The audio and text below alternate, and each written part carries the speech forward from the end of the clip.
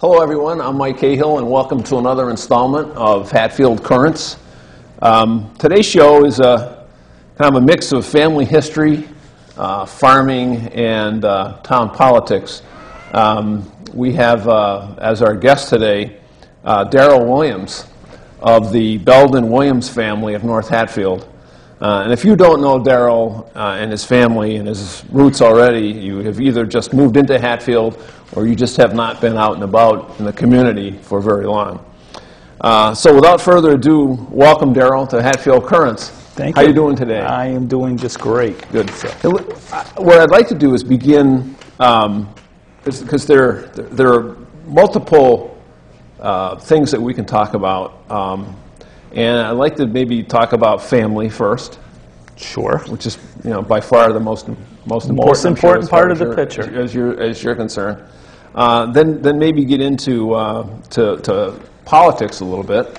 Okay. And then wrap it up in terms of what might be the future, what's ahead from your standpoint. So Darryl, you and I have known each other for I don't know how many years, a long time. Billion years. Not a billion, but 40 anyway, I'll bet. Oh gosh. Oh yeah. Well. Yeah. Close. The first time, I guess if you really want to date ourselves, the first time I remember really recognizing you and seeing you, I must have been in high school. It must have been, I graduated in '79, so we're probably talking 77, 78, some sort of banquet. You might have been on the school committee, I was on the school committee. And you were a speaker at the banquet. Right. And that's probably my first recollection of Mike Cahill. We had the Smith Academy Athletic Awards Association back then, and we had formed that to recognize athletes in the community.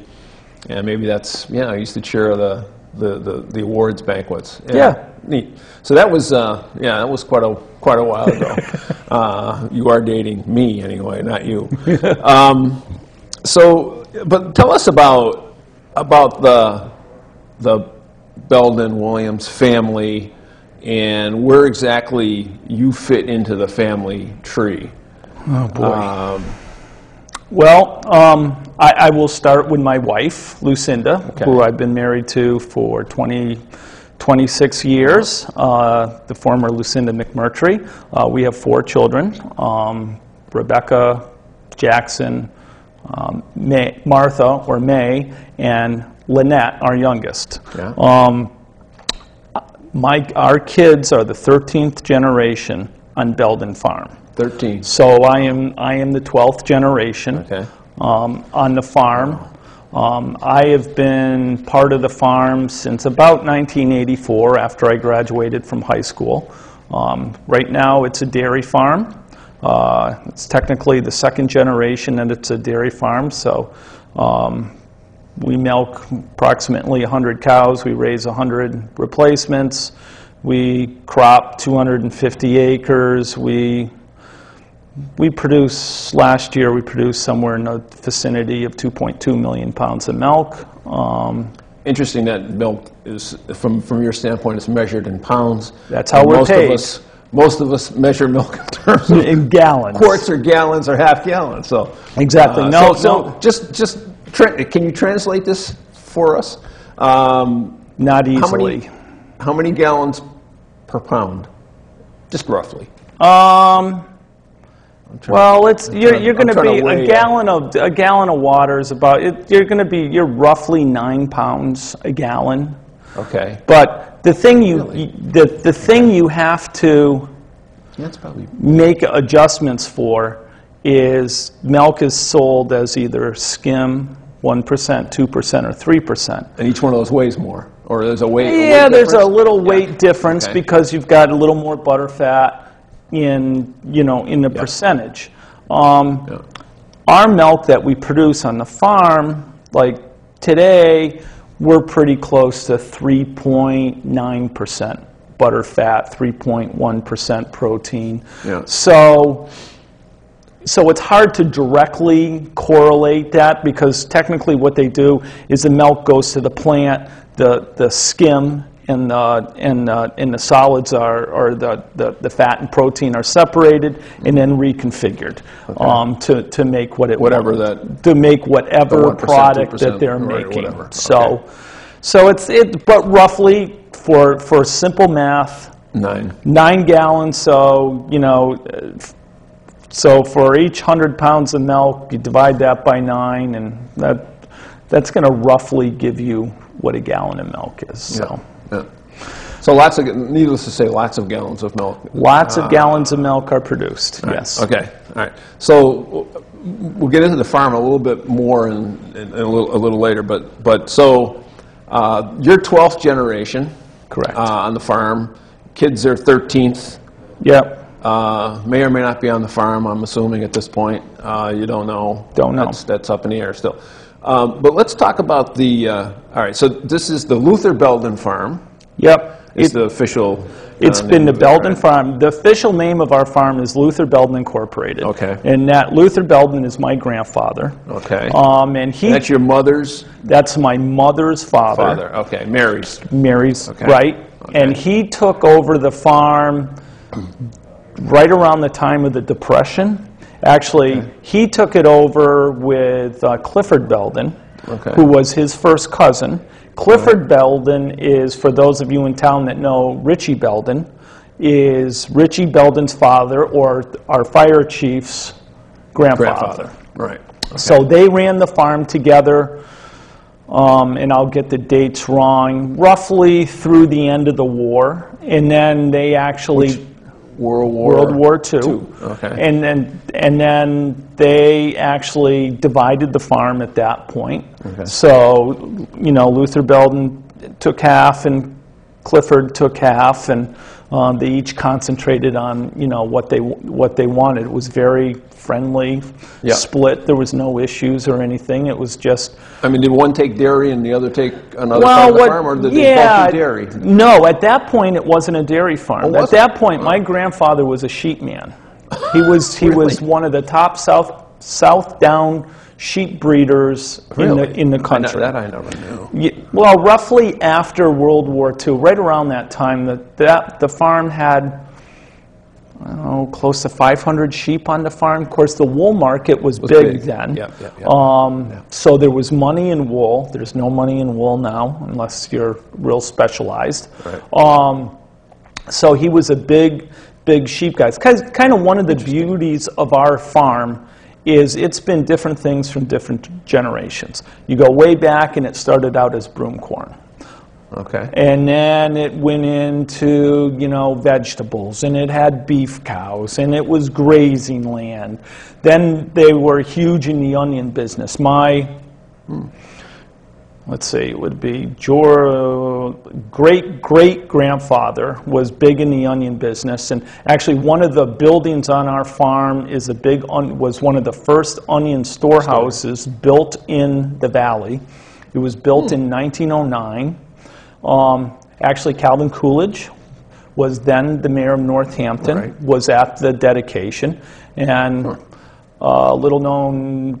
While Calvin Coolidge was in the White House, one of his sons actually spent summers working on our farm for one of my, I think it's my great-great-grandfather or whatever. So the farm basically has evolved over time, depending on what was in demand, if you will, what the market was. What the market would bear. It was the onion business was big, and then the Depression came, and they kind of lost their shirt in the onion market. My grandfather and his partner, Billy Belden's grandfather, Clifford, they decided to grow potatoes. They grew tobacco. Tobacco was very big. They grew other vegetables, kind of to meet the market. We grew cucumbers. As far as I understand, my grandfather's philosophy was grow. If you kind of had you grew a little of everything, and every year one of those things is going to make it do okay and keep the farm in business. And that philosophy actually worked. And spread your risk over. Spread the risk. That's exactly over many multiple crops. Although I guess the multiple crop strategy can be kind of challenging as well. It can be challenging, and of course you have to go back and you know, back then labor didn't cost much. Right. There was all kinds of people working on the farm. Today it's my father and I, and a couple of part-time people. Right. And you're using more equipment today than it's all than automated. back then. Yeah. Yep. Which has replaced the labor. It's really replaced the labor. That's correct, or some of the labor. Right. Okay, so you mentioned your dad, better known as Flash Williams. Yep, Gordon. Where does his family come in? Where did Well, my father grew up in Sunderland, actually on another bicentennial farm in North Sunderland. So that farm was started in 1775. Ours started in, I don't know, 1660, somewhere in that zone. But my cousin still runs. My cousin and my uncle, my father's brother, still run the farm in Sunderland, and that's a dairy farm. Yeah. And so my mother and father met. I guess my father used to hang out with the Belden. I just read a book. Just used to hang out with the Belden boys. So I thought, okay, now so I'm the guy from Sunderland was hanging out with the vice versa. Yeah, that's right. Met my mother and actually my mom and dad, they went out to California. My father finished school out there. He had started at Stockbridge. He finished at Cal Poly. He was working on a dairy out there, and they decided to come back. And this is in 1963, 64, something like that. And they were looking for a farm in the area to buy and to kind of start their own dairy when my grandfather, Luther, said, hey, I have a proposal for you. Why don't you come back? We'll put up a dairy barn. And so they built a dairy barn in 64, I believe, and slowly transitioned away from sheep. My grandfather died in 67. That was the last year we grew potatoes. We remained in the cucumber business until I think I was just about through high school. And so I graduated in 79. It might have been 78, 77 we stopped growing cucumbers. So. So now the farm is primarily, now the focus is on dairy and making milk. And no other crops to fall back on in case there's. No. Okay. I mean, if you're a dairy farm, you got to dedicate yourself to. Well, and for that, I guess. And the present day philosophy is, there's still people that you should spread out your risk and do something a little different, and perhaps someday we will. My personal philosophy is we have all we can do keeping up with all the work we have now. Now, if one of my children or somebody decided they came back and they said, hey, Dad, why don't we start doing whatever, put a farm stand or do whatever business, then that, in my mind, would be ideal. But for me to diversify and then have to hire somebody to do that diversification, the nice thing about family help is they're going to work and they're going to be committed to the business. And if you got to pretty much be confident that that's going to be a success. That's going to be a success. Otherwise, it's a huge risk. That's right. And so we do sell a little bit of corn. We sell some hay. We sell some corn silage. We right. But those are things that you have to do anyway for your herd. We do that anyway for our herd. We sell some manure, and sometimes we make a little compost and stuff like that. So. So what was it like growing up on a farm? What was a typical day like back when you were, a youngster? When I was a youngster, I mean, a typical day was probably not too different. My parents were really pretty good. They did not force the farm on any of my brothers. I have two other brothers. Right. My brother Brian lives here in town, and my brother David lives out east in Southborough. I have a sister, Mary Ruth. She lives in Belchertown. But there was no pressure by my parents that any one of us had to take over the farm or had to do. But we had growing up, we all had chores. We all had things we were expected to do. I can remember driving a tractor when I was maybe 5 years old, and literally all they did is my father would sit me on the seat of the tractor, and we were picking up hay in the field, and he said, hold the wheel going that way, don't do anything else. And so that was my job at 5, was to keep the tractor. It was an old Farmall H, and we were going down the field, and my dad was stacking hay, and he had 4 or 5 people throwing hay on the wagon, and where are you in the sibling? I'm the oldest. You are the oldest. I am the oldest. That's interesting, because more often than not, sociologists and psychologists will say that if someone's going to take over the business, it tends to be the oldest. But okay, I just wanted to. Yeah.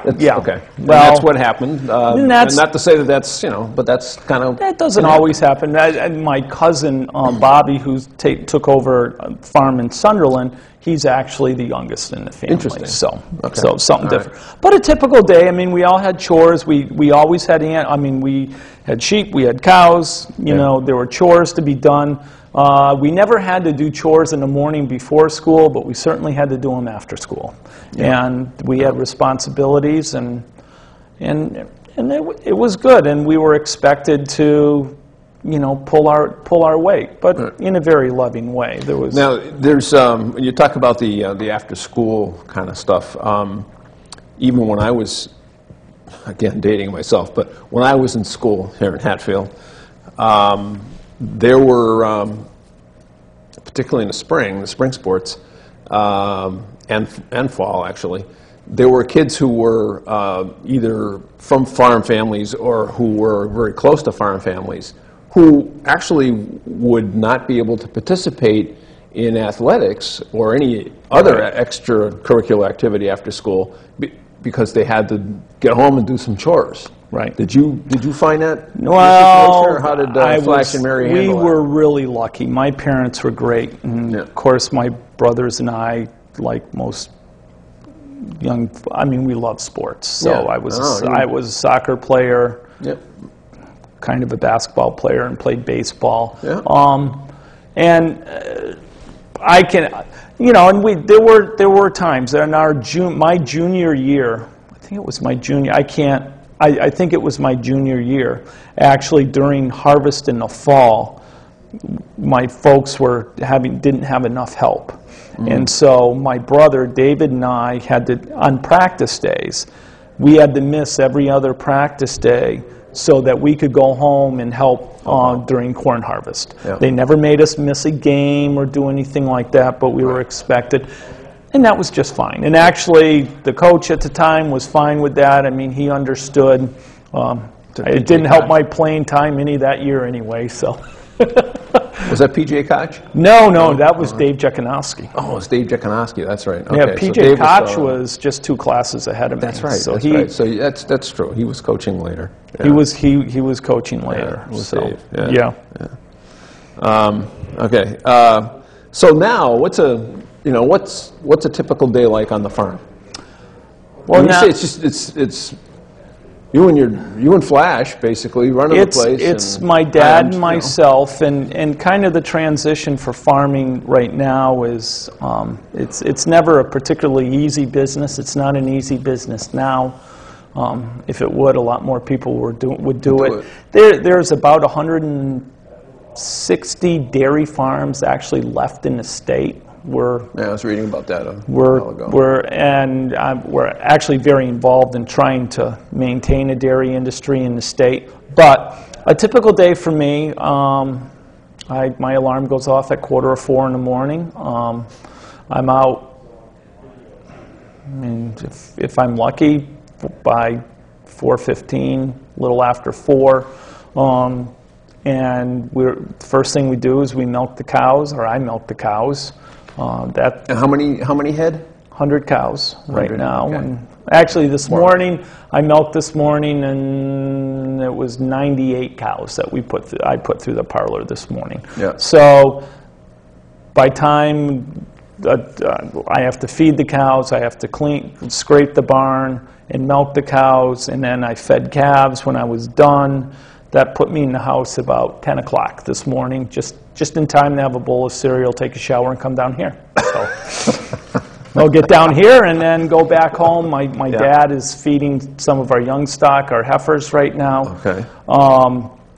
Our night milking starts. I've got a couple part-time young ladies that come in and help out and do the night milking. So you're milking twice a day? We milk twice a day. Okay. For a while, we milked 3 times a day, but that was hard. So, but we're at twice a day, and I do right now. I milk. I'm certainly around for every milking, but I'm directly responsible for four milkings a week. That it's just me. Other milkings, I've got some extra help coming in and helping me so that I can do everything, work on everything else. And of course, when spring comes, then we've got season. all the crop work that goes with that. Right. So. And during the winter months, this time of the year, you having to maintain equipment and stuff for. People often ask and say, "Boy, you must just do not too much in the winter." And actually, in the winter, you have to remember there are 2 things. One, it's colder, so nothing runs quickly, humans included.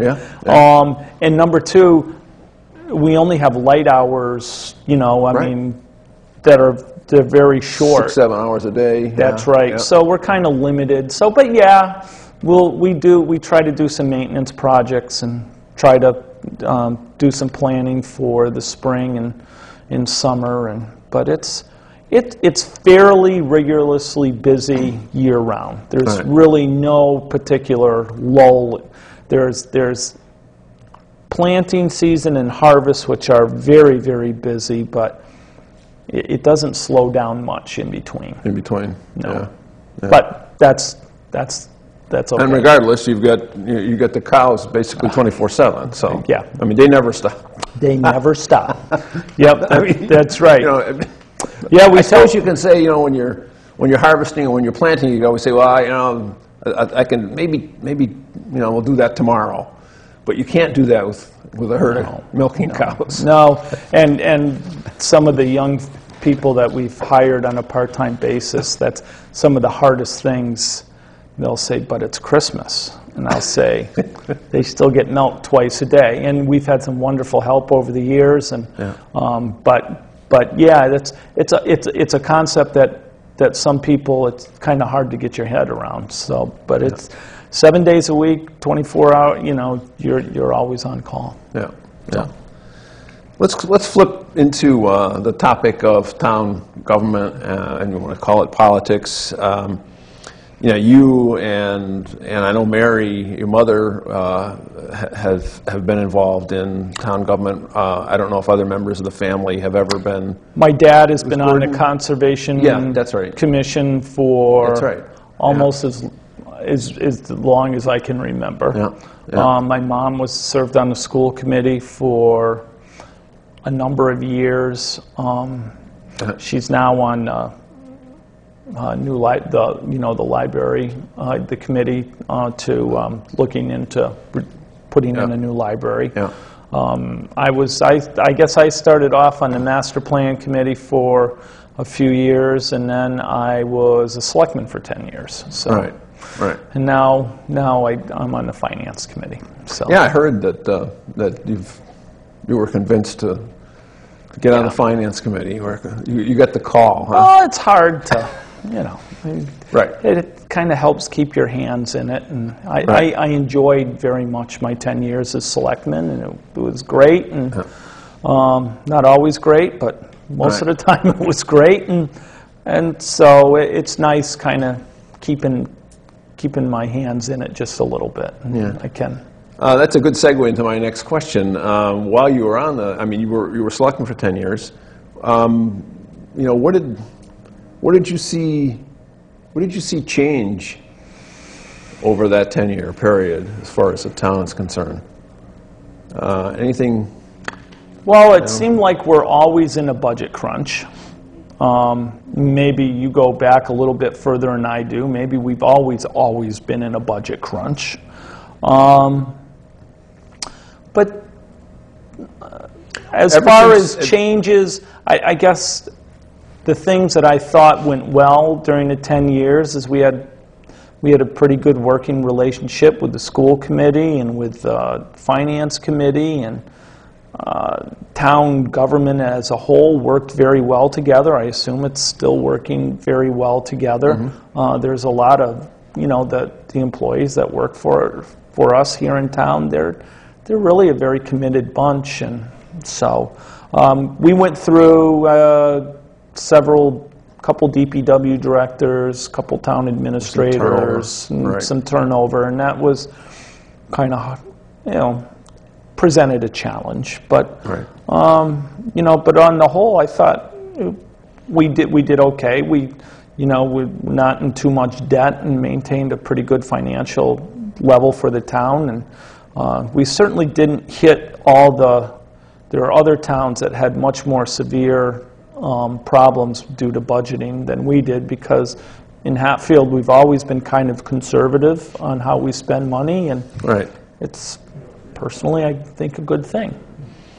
Yeah, it's interesting. I did a show earlier, and one of the things that transpired in that show is that there was a fellow who happened to come into town, a stranger, and he after leaving town, or just before he left town, he happened to describe his feelings about Hatfield as a stranger, and he began to describe Hatfield, and one of the things that he concluded, amongst a whole bunch of other things, was that Hatfield was a fairly well-managed community, and quite primarily because of its austerity and its conservatism. That it was pretty obvious to him, to the naked eye, that was the case. Yeah. This fellow came through town 300 years ago. Yeah. Don't you think that's still true? There were 600 residents and 100 houses in the community. Right. And when I read that, I said, that's a pretty good description of our community. It really in addition to some of the other observations that he made. Oh, yeah. Yeah, pretty good description, but you're right. So over that period of time when you were selectman, any personal wanna-dos that didn't happen? Anything that you can think of that? Oh, gosh. Well, would have been nice to get the center school issue resolved while I was there. That was always a thorn, and I understand that's heading for resolution. So that would have been nice. Yeah. I guess one of my big learns is, I'm not interested in selling property anymore. It seems to be a no-win situation. That's a tough one. I think one of the things that's hard, one of the benefits of being selectman is you get to see what some of our town employees do and how much work is expected of them. Right. And, and really most of us as me as a townsperson, we're pretty demanding at what we expect, and we do it at one of the cheapest tax rates in the state. Right. We have a very nice tax rate.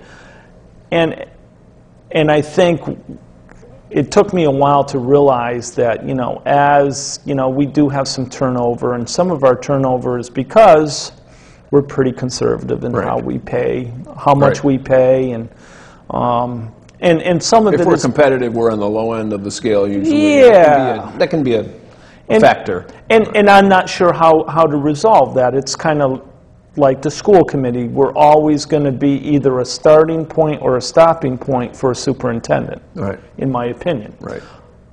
And maybe as far as DPW director and town administrator, we kind of sit in the same position. Right. So, and I guess so long as we understand that and we're okay with that, then we'll be fine. But, that's one of the challenges of a small town, for sure. So. Yeah. Darryl, the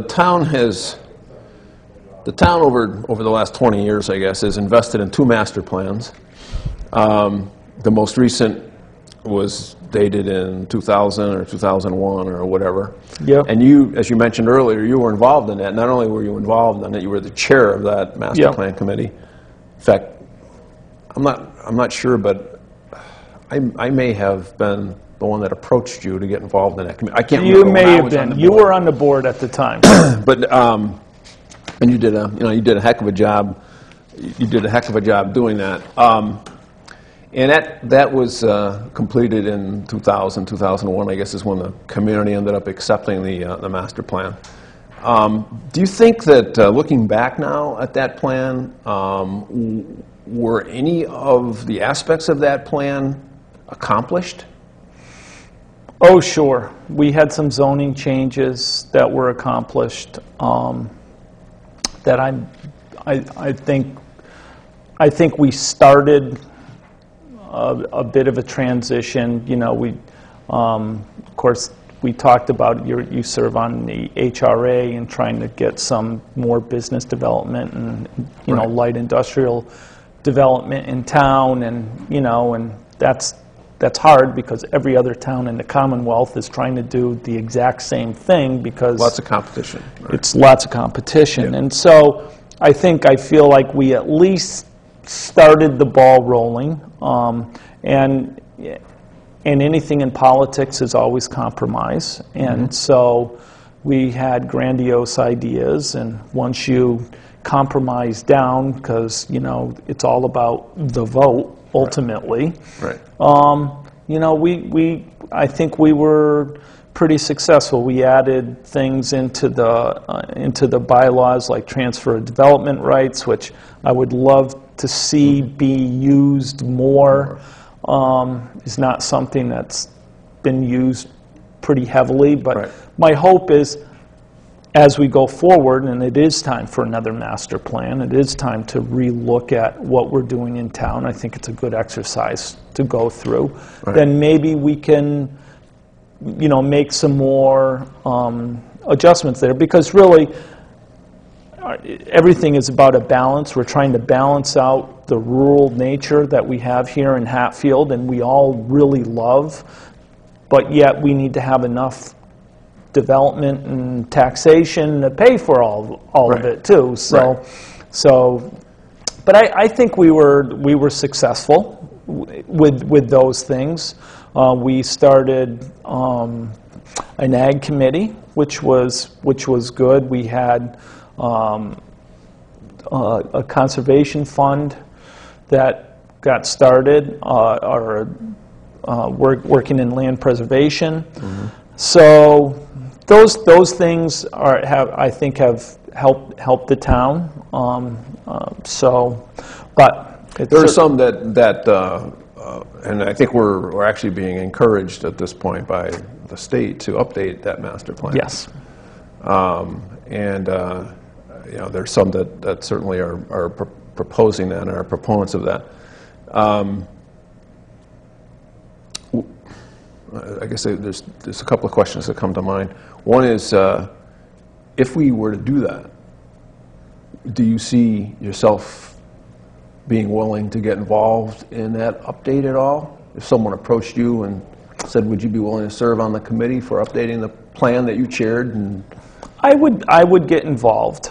I would. But, excuse me, I also think that I would encourage others to get involved too. Sure. Because you know, a master plan is really, and we had a really good committee. And you need kind of somebody from every sector of town to really have a balanced approach. I mean, we had a real estate, Dave Dulong, real estate person, and we had people that were staunch, you know, I don't want Hatfield built another house going on anywhere.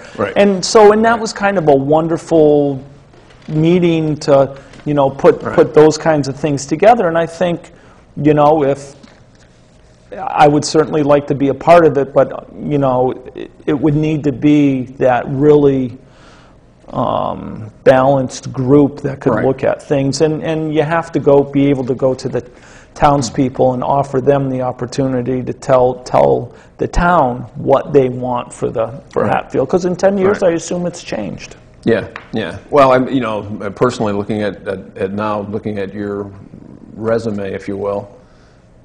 There's a lot of that balance that you talk about that already, has kind of evolved in you because of all of the experience that you've had Right. in the community. There's nothing like being a selectman in town to get an appreciation for balance, Right. and the need for compromise. But you're absolutely right. Getting more people involved. I'm sure whoever ends up initiating this update will do that and probably seek your advice and counsel, if not your participation, for sure.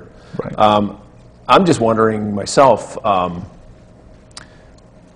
what I'm trying to envision what an updated master plan might look like. What would, I'm trying to think of what the changes would be to our 2001 master plan. Potentially, perhaps another look at zoning is a possibility. I can see that, but other than that, I'm trying to look at the rest of the master plan as I recall it. And I recall some of the goals of that master plan, and there's certainly an overarching theme of trying to retain the rural character of the community, which I assume is certainly going to be there regardless. I would assume that to be true.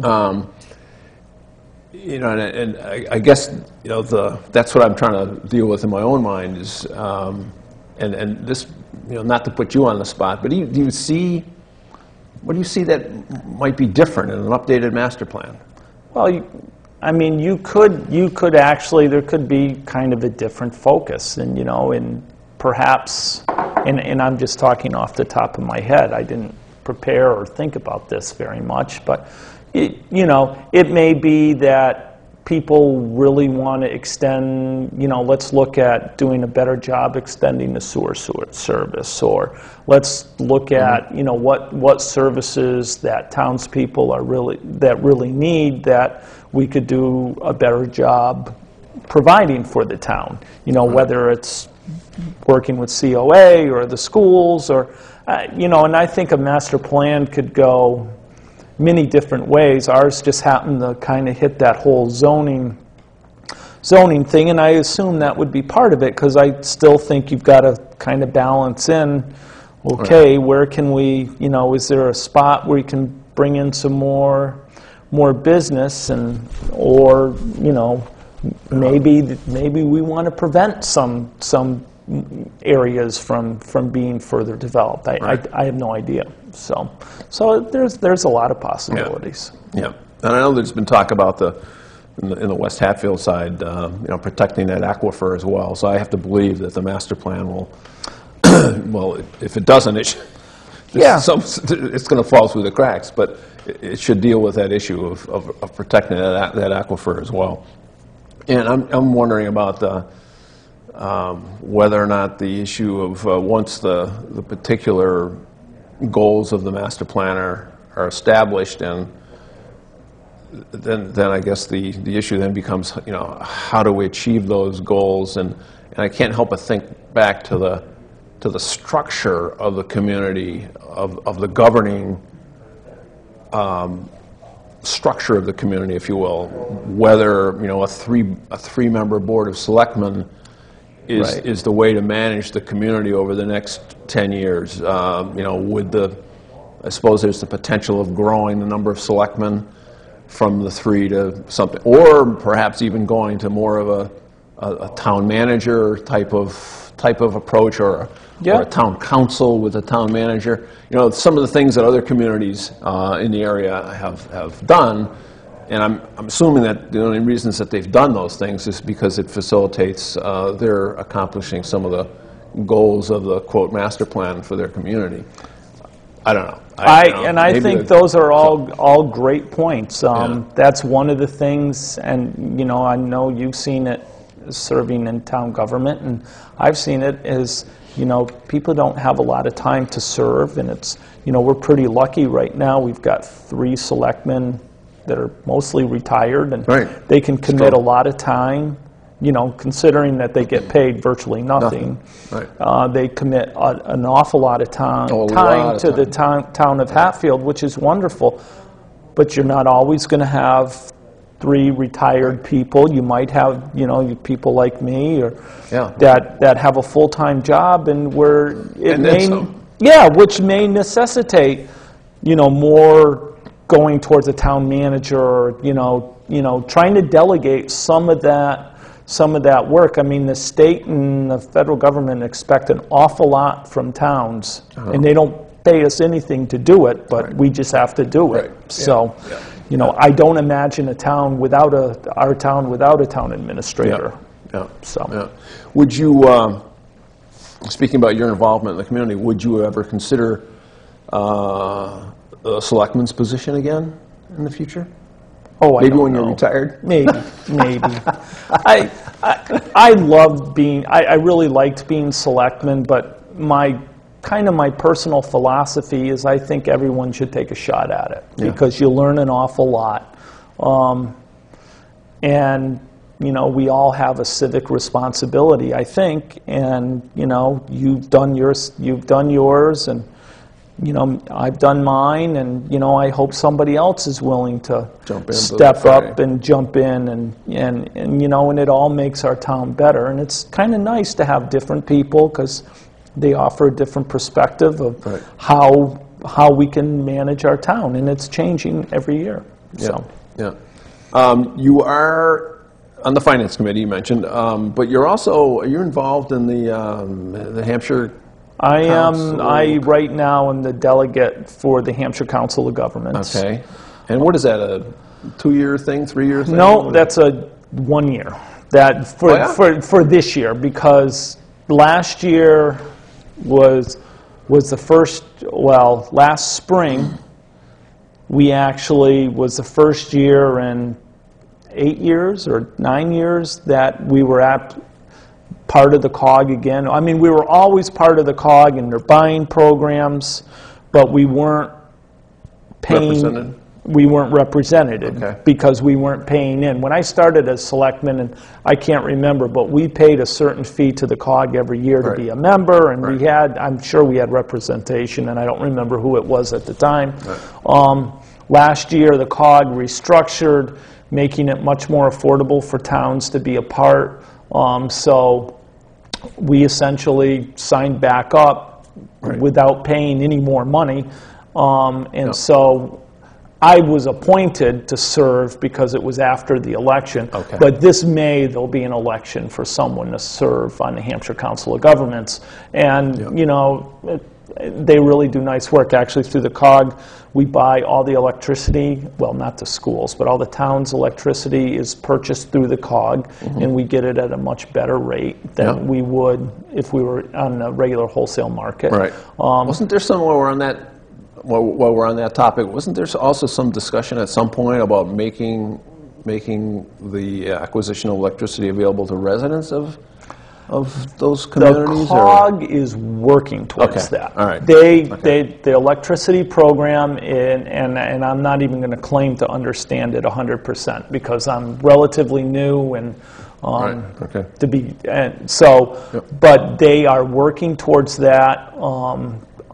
Working in the energy sector, they're actually Eric Weiss, who used to represent the town on. With the dump, and I can't. I'm trying to think of the Hilltown Resource, HRC or whatever it was. And he now does the energy stuff for Hampshire Council of Governments, and so they're looking into solar and what they can do to provide services to cities and towns. So are you going to continue to plan on being involved with the COG, or what's your? I probably will not be running for the COG this year. I really enjoyed it. Unfortunately, all their meetings are at milking time.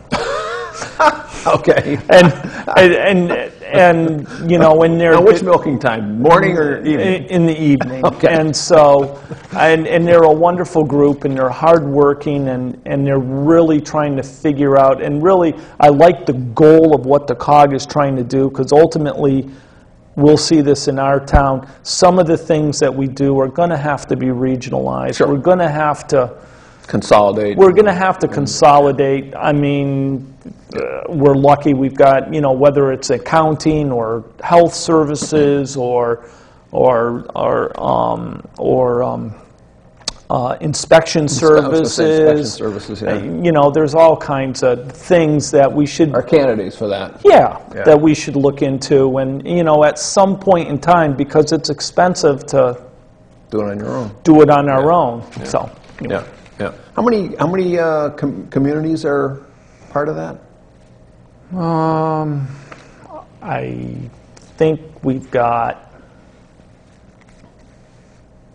20 or so.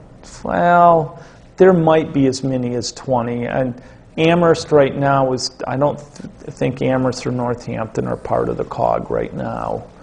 But a lot of the small towns are.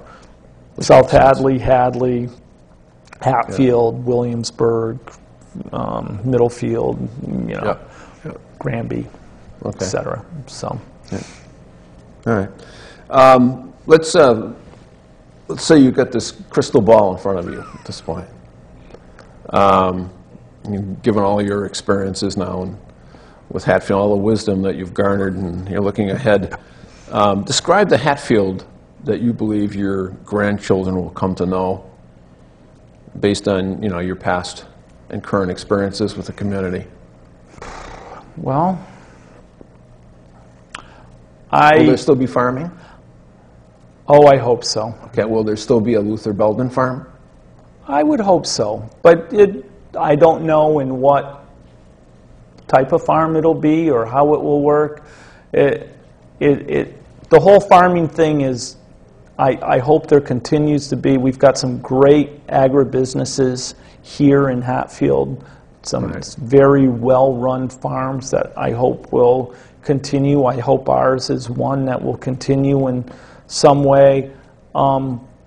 We still have to eat in this country, and sometimes it's baffling that we're not willing to, that folks aren't willing to pay to make sure that we can eat. And you know, in the dairy business, if we stopped producing milk in New England, we probably wouldn't notice too much of a blip because there's so much production out west. And but what you would lose is that locally produced product that I think everybody is looking for, whether it's a potato, a strawberry, or a glass of milk. I think people as a whole feel better about it if it's locally produced. Now, let me ask you this. That brings up a question. Your milk, let's go through before we end this thing, the distribution of your milk. You milk your cows, somebody comes and picks it up, is it the... Right. So our farm, we're part of a co-op called Agrimart. Agrimart, right. And Agrimart, we're about 1,200 members throughout New England. If anybody's heard of Cabot cheese, we actually own Cabot cheese. Okay, Agrimart does. Agrimart, and the farmers. As farmer owners, we own Cabot cheese. Okay. So, but our milk, you know, typically goes to fluid milk production. So on any given day, our milk can go to either Guided Dairy down in Connecticut. It can go to Hood in Agawam. It can go to the Suffield Hood plant, which is the ice cream plant. It could go to the Gorelick plant in Franklin, which is a fluid plant. It can go. We own a plant in West Springfield, actually, that we make butter and powder and all kinds of condensed products. So there's a variety of different. There's a variety of different things. Milk is a little unusual versus other products. I mean, it has to be processed beyond us. It has to be pasteurized, and in order to really make it a safe, saleable. Yeah. And what I was getting at is, where does the Luther Belden Farms milk end up on the shelves? Lately, you just named a bunch of different. Yeah, it could be in Gorelick, and of course, the Gorelick plant makes Walmart milk, makes Stop and Shop milk, makes all the private label all the stuff. private label. Yeah, so really. So, but if you look at all that milk that's produced, I would pretty much call it all grown locally. If you consider locally, it's here in New England. So. Yeah. Well, it's been a pleasure having you here. Thank you, Darryl. I mean, I've been meaning to do this for a while, and maybe we can do it again. It's always good. It's always good to get your perspective, not only in terms of what's going on in the community, but literally from the ground up, pardon my pun, but also in terms of the political perspective of the community and Hatfield's relationship to the outside world a little bit. Right. We want to thank all of you for watching. That's about all we've got time for today's installment of Hatfield Currents, and we want to thank Darryl Williams for being here. It was very informative and interesting. And do you have any other ending comments, thoughts that you'd like to share with people at this point? I guess I thank anybody that was listening. Thank you for listening. But, I would encourage anybody that wants to get involved in town government, please make that step. Join the school committee, volunteer for conservation. There's lots of jobs that can be done in the community, all with different time schedules. Not everybody has to be selectmen, but I think being a part of the community helps make our community better, and I would encourage folks to do so. Yeah, good point. Good point. There, as this is broadcast, not too long from now, there'll be a call for people to be nominated for elected positions. There are a number of elected positions that are up, whose terms are up this year, and certainly there are a number of appointed positions whose terms will expire this year as well. So if at all, if you feel so inclined, if a guy who gets up at 3:45 in the morning and who's milking cows until whatever 10 o'clock at night can be a selectman in this community, certainly there are some of you out there that when you say I really don't have time to do this, have time to do it. So consider it, because it'll make Hatfield a better place for sure. So for those of you who are watching at home, we want to thank you also for being with us. We hope you enjoyed the show, and we hope you now know a little bit more about Darryl and how he fits into the Belden Williams clan, if you will, of North Hatfield, and his involvement in town government and outside of the community as well. He has really helped Hatfield be a better place. Just a reminder, we continue to look for ideas for new shows. If you have any, feel free to contact us. If you're interested in helping out here at the Hatfield Currents production team in the studio, feel free to contact us. We could always use people to help out with production work and behind the scenes. And I do want to thank the production team, the Hatfield Currents production team, before we sign off as well. This show will air on Monday, Wednesdays, Fridays from, let's see, we're looking at 7 in the morning, 1:30 in the afternoon, 9 in the morning, 1:30 in the afternoon, 7 at night, and 10 at night, and then on Sundays at 3 o'clock in the afternoon. And then you can watch us 24/7 on the web at hatfieldtv.peg, that's P-E-G, central.com. Again, hatfieldtv.pegcentral.com. And also, there are links available to the Hatfield Currents blog. I think you can get to that via the Town of Hatfield website. So look for that if you'd like to share your own thoughts and comments about the town. So again, thanks to everyone for watching. Thanks for joining us, Darryl. I'm Mike Cahill. Watch yourself, Hatfield.